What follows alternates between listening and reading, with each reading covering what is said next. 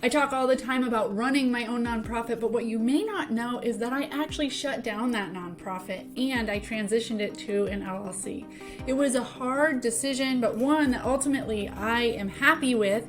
And I think that there's a lot of founders that deal with some of the issues that I dealt with.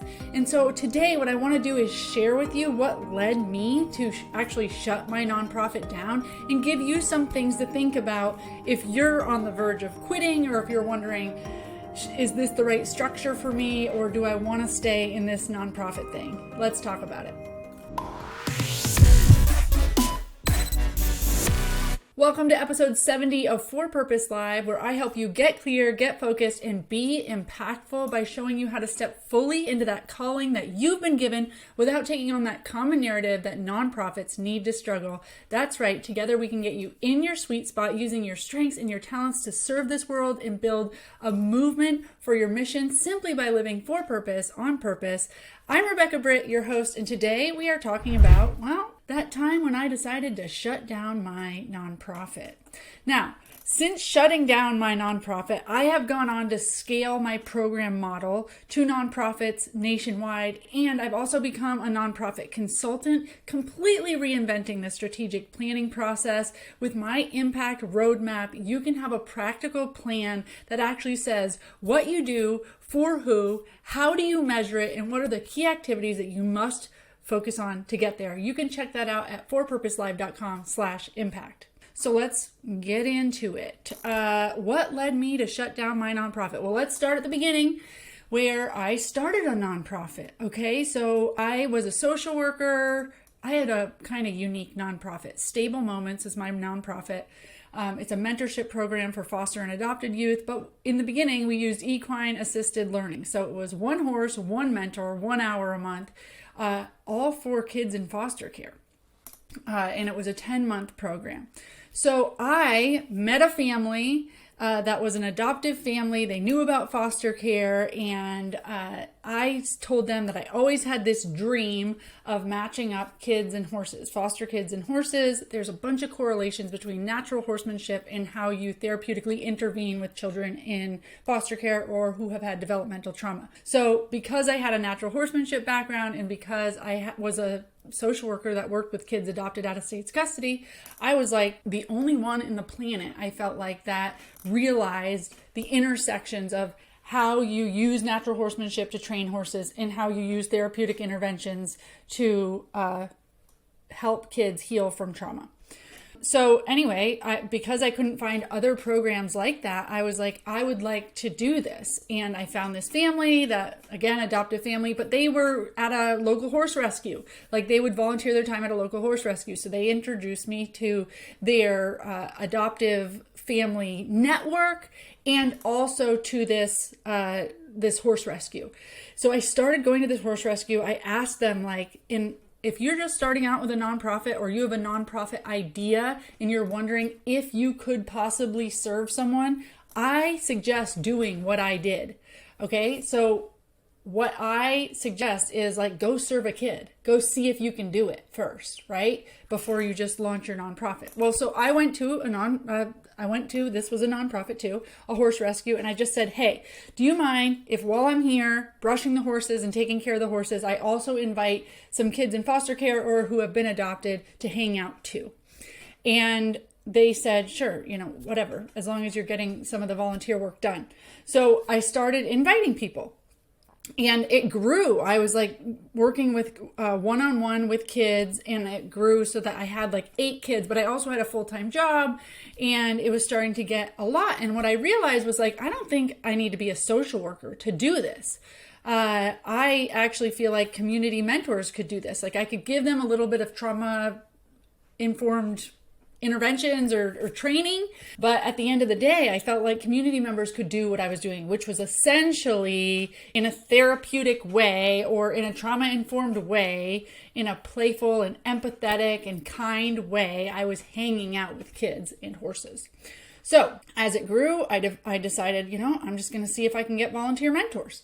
So I put out a flyer, asked a local church if I could use their church for a training, threw together a PowerPoint, did a mentor training, how you hang out with these kids.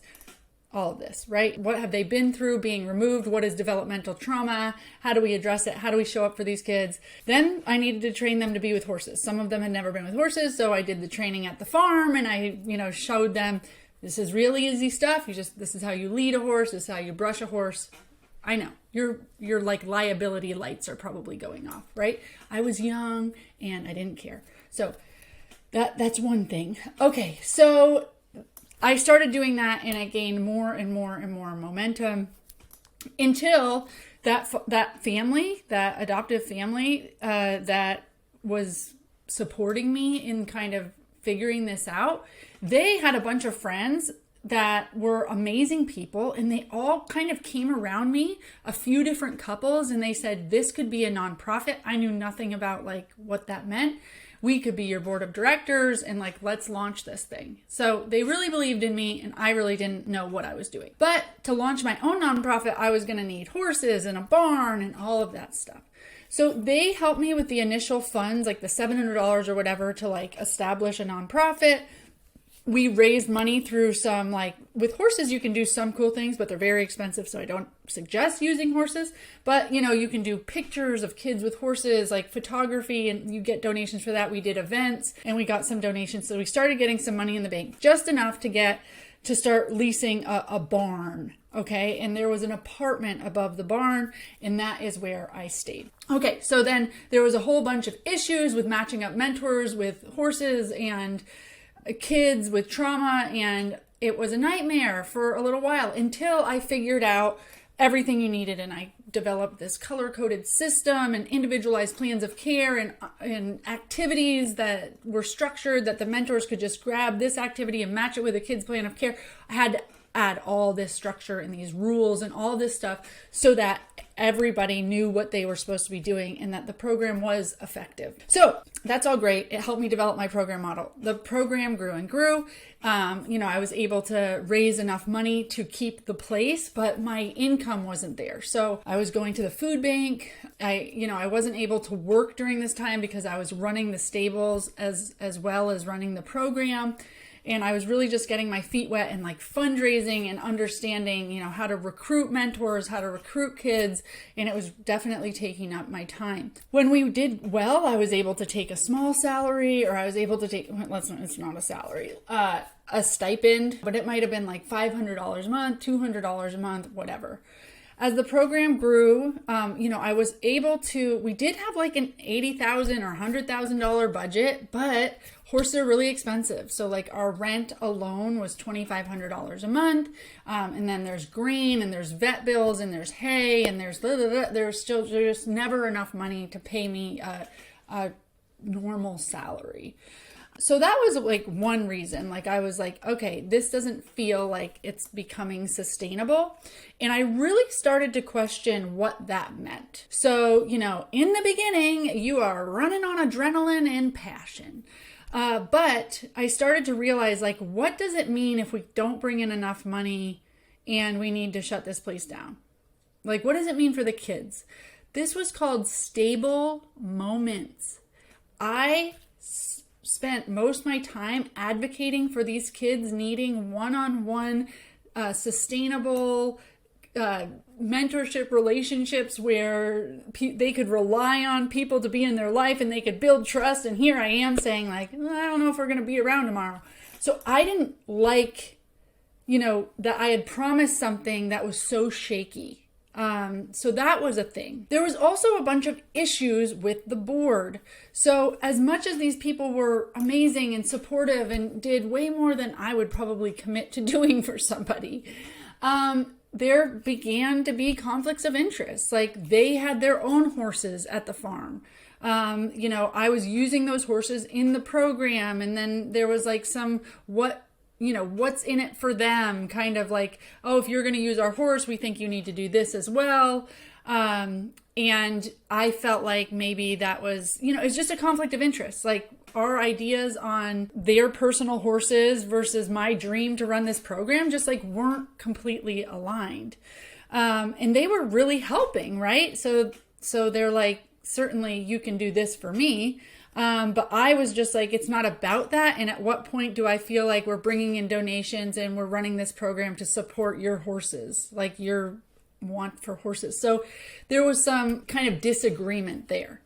There was also disagreement with the people that I leased the property from. Okay. So like just down to like what is required of me versus what is required of them. Who's seeding the property? Who's running the lawnmower? I was running the tractor one time and it overheated. And then I told them, like, I think this thing's overheated. And they said, nah, don't worry about it. And the next time it overheated and broke down, they said, you owe us now. And I had to pay $4,000 to fix their tractor that I then wasn't able to use. And there's just like, extra things like that. That, you would never think to protect yourself in the lease agreement. Now I would. But back then, you're like, oh, certainly, okay, I'll use the tractor. Like, I didn't think of like, what if I hurt the tractor? Am I responsible for it? And I could have argued that I wasn't. I wish I had. But the board was like, let's just be good people and pay for it. And I'm like, good people? Like, I'm starving over here. And that money is supposed to go towards the mission, and like $4,000 for a tractor seems insane. Okay, so disagreements there, as you can see. And the biggest reason, though, for why I shut this puppy down was I had gone to a conference, like an international horsemanship conference, and I spoke on this model. And all the equine professionals there said, don't give anything more away. Package this thing. People will license this program model from you. It's very structured. It's very thorough. It's quite frankly amazing. You need to write a book and package it so that you can license and give it to other locations. Other locations would love to implement this thing. So I came home from that conference excited that I was going to not only serve more people, but bring in some revenue for the nonprofit. And it became very apparent through discussions with the board that they would own my intellectual property, that everything I created, even though I wasn't getting paid. And at this point, you know what? I know that I could work into the bylaws protections of my intellectual property. Like, we could have written this all out so that I did feel protected. That didn't happen, and it felt very much like anything I created, a book, a program, an online course, anything like that would be owned by the nonprofit, which typically, if you work for a nonprofit and you create something, your employer does own anything you create that they've paid for. So I do get that. But this is my baby. So I started to not sit right with that. Okay, so I'm like, I'm not getting paid. I'm running this thing. I'm killing myself to run this thing. And you're telling me that all of this beautiful brainchild that I've come up with, that I've been so passionate about, that I've given my life to, you own. And hey, by the way, if in a year or so after I've launched this whole thing, if you end up not liking me, you can fire me and try to find another executive director. And I don't get to use the Stable Moments name. I have to leave my work in the hands of somebody that I don't think even gets it. Don't even get the crux of what we do. So I was kind of at a crossroads. The board and I were not seeing eye to eye, so I felt like I couldn't develop it any further. I couldn't bring in more revenue because that's how I was going to bring in revenue, was through program fees, but also certifying people in this model. And also we were having enough issues with the property owner that it was time to find a new location. So I started trying to find a new location. I tried to figure out how do I figure this out with the board. And it just was you know what? I'm walking away. I don't want this property, this relationship with this property. And I don't want this relationship with this board. So I walked away, and they were they realized I'm the heart and soul of it, and they weren't going to go find another executive director. Certainly not one that was going to kill themselves and starve themselves to run the thing. So we did. We very mindfully shut down the program, let people know that it was closing. Thankfully, it was at the end of a session year, and it naturally just took a close, thankfully without hurting any of the participants. That said, I wasn't done. But I wasn't going to do what I had done for the last several years. And I didn't care to have a board. I didn't care to go report what I had done for the last month to somebody, to have them have control over what I do. And I had really strong opinions and ideas of how I was going to run this thing and why we run it the way we do. And I felt like the control dynamic was very much like, sure, go do your little thing, but at the end of the day, we have all the say. And I was just kind of like, screw that. No. Okay. So broke off. I actually moved. So like I moved from Georgia to Florida, and I started working on this book, and I started working on the book, and I started working on the program model. And once I got to Florida, I registered Stable Moments as an LLC, and I serve nonprofits. I sell my program model, my book, my licensing to nonprofits to do the program. But at the end of the day, it's a sole proprietorship. I am the one that gets to keep the control of the organization, of the business. And I don't really need checks and balances. I also didn't feel like I needed, I didn't love fundraising. I didn't love doing like all of this, like, please give me money. Like, I felt like I had a program model that I could serve more kids by selling the program model to nonprofits, and that revenue would be enough, So I just felt like the LLC route, like I didn't need to apply for grants. I didn't need to apply for funding or beg for donations. Now, that said, because I have a background in program evaluation, because I went back to school to get my master's in program evaluation, because I really wanted to prove that this was an evidence-based model. And I was like, how do you collect data and how do you prove that a program is evidence-based? And I need to be able to do that before I sell this. So I went back, got my master's, like did all of this stuff to, be able to sell it well. But I was able to come to Florida and create that certification course and develop it up. And now we have like 40 locations nationwide. Okay. All of this is to say, one, everything's for a reason. Like, am I happy that I started out the way that I did? Absolutely. Like, it was supposed to, I need to know what it feels like to be a founder, to have passion, to feel like you're killing yourself, you're wearing all the hats, nobody appreciates it, that a board that's falling apart, all of these things.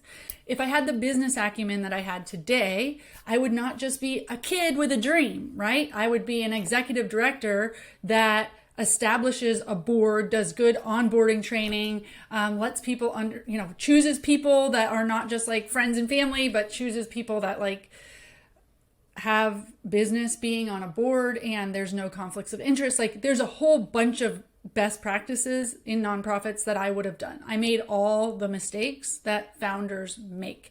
That makes me a great nonprofit consultant. I can completely empathize. And that's why I empathize most with founders, not executive directors. Like, I can help executive directors, but I empathize and relate the most to founders who like had a dream, had a passion, it was a public good, and they went out on that calling and now they're struggling, okay? What's beautiful about this too is because I don't need to write grants for myself because I'm an LLC. I can take everything I know about grant writing and everything I, have developed previously to write grants for Stable Moments. And I just give all of that language and those funding proposals to all of my locations and just say, here's the funding proposal. I've written it for you. Go out, get funding. And that way that can pay for your Stable Moments program. So that's a way that I can still use funding through those nonprofits to get paid and help them get funded as well. So it's been neat. Like, it works for me. So I pretty much shut down my nonprofit for control, to protect the brand and to have a more global impact. Because if I stayed there, I would have only been serving the 25 kids in that one county in Georgia. And now I'm serving kids all across the nation, the world, with my program model. And that would have never been possible had I stayed just there. and not, been forced kind of to like, how can I package this in a way where, okay, I don't have horses. Now I'm in Florida. I'm not going to start this new nonprofit. How do I do it? It's like, okay, I share that knowledge with the world and I actually impact a lot more people being able to do it. So I want you to ask yourself, how can you make yourself more sustainable? If you're in a position where your board's tough or what you're doing is not sustainable, I want you to know that it might be a whole new way of thinking about it. There might be a whole new, bigger, better, amazing plan that's actually easier, right? I'm not out there mucking stalls every day and figuring out when am I going to match up volunteers and how are we going to do this and where am I going to eat? And I'm not doing that anymore. I allowed my brain to shut it all down. What if we serve no kids? What if all I do is develop the curriculum? Okay, so all I'm saying is inviting you to like, what if it looked radically different than your nonprofit does today? Now, if you want to get featured in a future episode, make sure that you hit subscribe and you add your nonprofit to the comments, do the title of your organization in the comments, and we will feature you in a future episode. So, are you thinking that you want to change? Are you thinking that you want to quit? If you're like, this isn't working, and get real, like know in your gut whether or not this is working for you. And I'm not saying that it means burn it down. You might just need a little bit of board development. You might just need a little bit of business savvy. You might just need a consultant to help you. You might just need an impact roadmap to help you.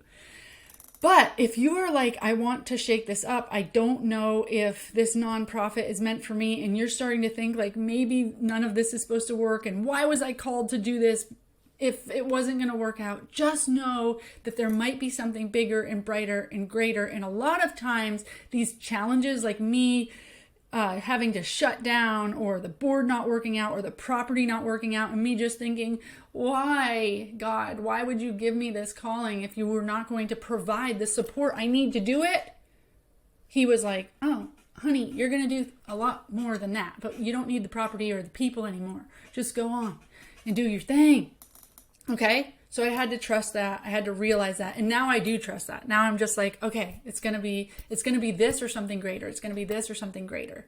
Okay? I don't get into the all is lost mentality. So for you in your calling, it's either this or it's something greater. And what could that something greater do? What could it look like? Are you living the life you want to live? Are you living for purpose, with purpose, on purpose? Because whatever your for purpose life looks like, it includes relaxing. It includes having an income. It includes enjoying life. It includes not wearing every hat in the world, okay? I promise you, there is a way that you can be even more impactful and do less work. Just get in your sweet spot, okay? So think about it. I hope this helps you. If you want to get clear, get focused, and be more impactful, go check out that impact roadmap, forpurposelive.com/impact. Until next time, thank you so much for your service to this world.